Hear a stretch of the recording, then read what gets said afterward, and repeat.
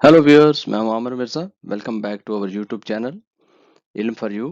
हमारे basic lessons में से आज का लेसन नंबर 4 मुख्तसर लेसन है जो कि प्रेपोजिशंस के मुतालिक है।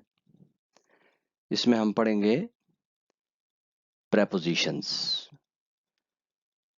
इसकी क्लैरिफिकेशन के लिए हमने डच, इंग्लिश और उर्दू की सिलेक्शन की है ताकि हमारे बहुत से स्टूडेंट्स दोस्त जो इसको आसानी से समझ सकें।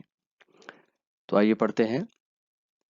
प्रेपोजिशनन, डच में इसको कहेंगे प्रेपोजिशनन, प्रेपोजिशंस और हरफ रब्त। सबसे पहला लफ्ज है इन। जैसा कि मैंने आपको पहले बताया कि हम मुख्तसर से मुख्तसर ग्रामर की पेचीदगियों के बगैर जर्मन पढ़ेंगे। बाद में इन चीजों का इस्तेमाल सेंटेंसेस में कैसे होता है वो अगले लेसन्स में पढ़ेंगे। जैसा कि इन है, इंग्लिश में इन या टू कहते हैं इसको। मैं, अगर मैं ये कहूं कि ये कहाँ इस्तेमाल करना है, इन दिया अपोटेके, तो आपको समझ में नहीं आएगा अभी कि ड्रग स्टोर या केमिस्ट के लिए की दुकान का इस्तेमाल के लिए लफ्ज इस्तेमाल करेंगे प्रेपोजिशन इन। इसलिए अभी हम इसको मुख्तसर और ऐसे ही पढ़ेंगे। प्रेपोजिशन इन, इन या टू या में। अन, अन का मतलब है पर, और इंग्लिश में एट।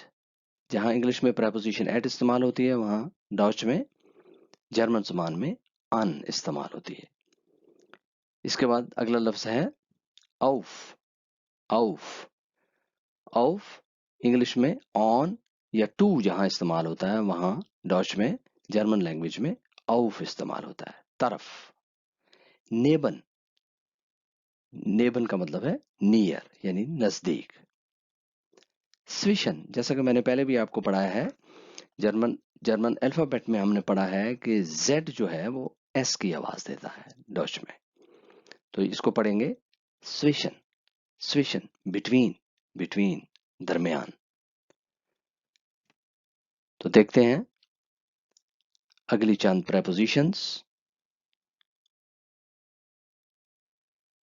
अगला है फुआ। इसको पढ़ेंगे फुआ। इंग्लिश में इसको कहते हैं इन फ्रंट ऑफ, के सामने।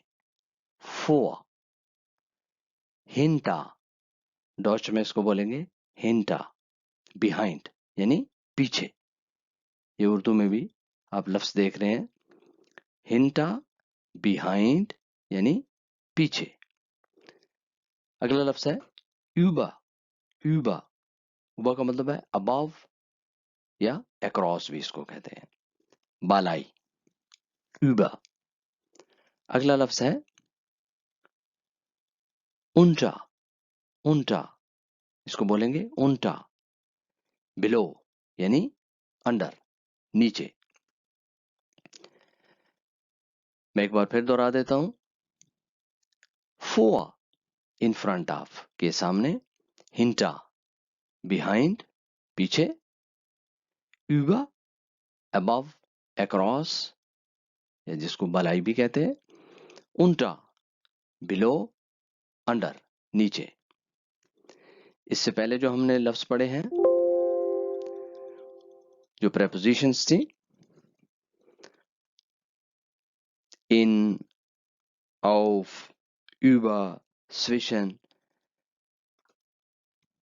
ये तमाम प्रेपोजिशंस आप गौर से पढ़िए और याद कीजिए और अपने साथियों को भी बताइए ताकि वो भी आपके साथ साथ जर्मन लैंग्वेज सीख सकें। सी यू नेक्स्ट टाइम।